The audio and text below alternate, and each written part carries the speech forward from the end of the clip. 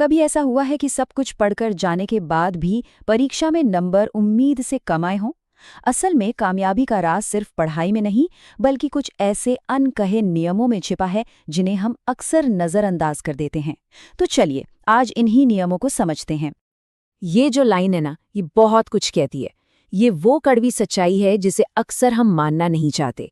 Fail होने की वजह हमेशा ये नहीं होती कि जानकारी कम थी, बल्कि ये होती है कि हमें पता ही नहीं था कि आखिर नंबर कट कहाँ रहे हैं।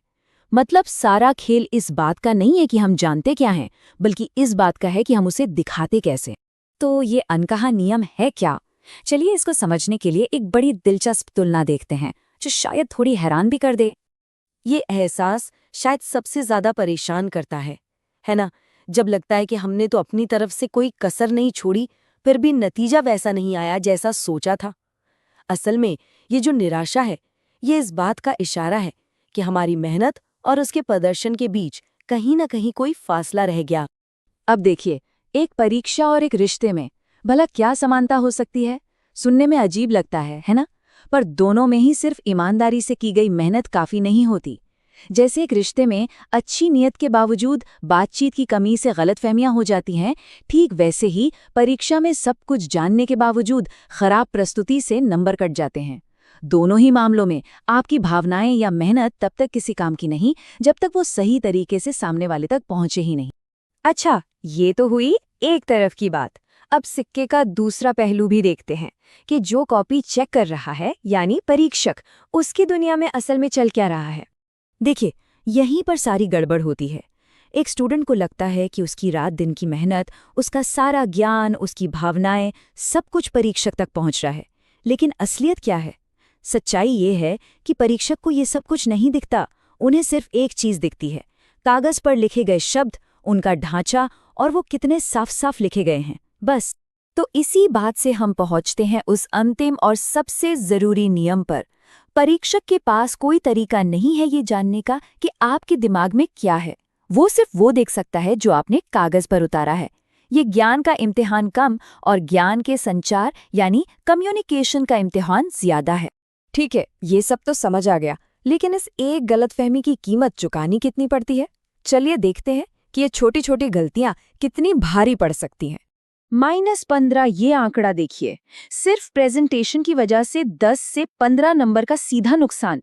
ये कोई छोटा मोटा अंतर नहीं है। ये वो अंतर है जो किसी को टॉपर बना सकता है और किसी को लिस्ट में बहुत नीचे ले जा सकता है। आप जरा इन आम गलतियों को देखिए। खराब लिखावट, जवाब का कोई स्ट्रक्चर ना होना, जरूरी पॉइंट्स को हाईलाइट ना करना। इन सब में एक बात कॉमन है, ये ज्ञान की कमी नहीं है, ये है कम्युनिकेशन की कमी। हर एक गलती परीक्षक और आपके जवाब के बीच में एक दीवार की तरह काम करती है। तो सवाल उठता है कि करे क्या? अच्छी बात यह है कि इसका एक सीधा साधा असरदार फॉर्मूला है। ये जो 5 कदम है ना, इन्हें सिर्फ नियम की तरह मत देखिए। ये असल में परीक्षक का काम आसान करने का तरीका है।